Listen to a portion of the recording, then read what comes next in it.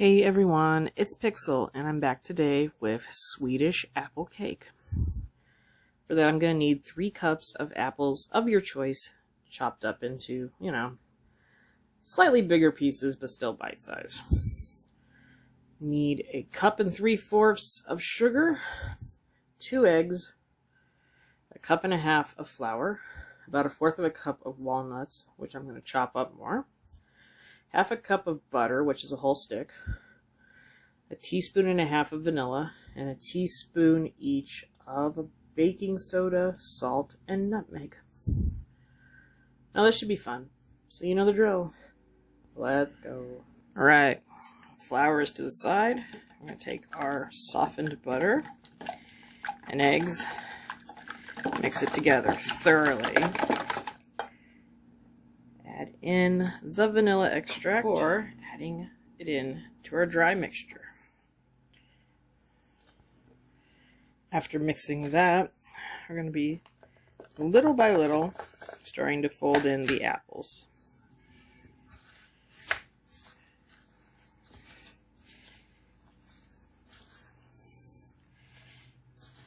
Until they are all incorporated. Next, you're going to want to oil a springform pan, which is the ones that will open, so you can take the cake out without scraping it out and risk it falling apart.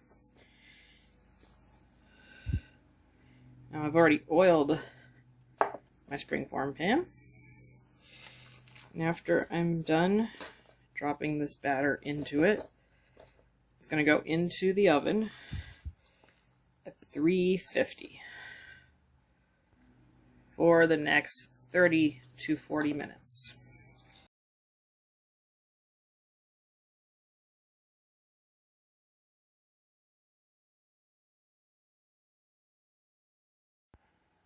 Alright, well, our cake took 10 extra minutes to cook. Once again, remember, sometimes oven variations of times actually fluctuate depending on where you live. But now it's all done, and it seriously looks like an apple fritter, or almost like an apple pie.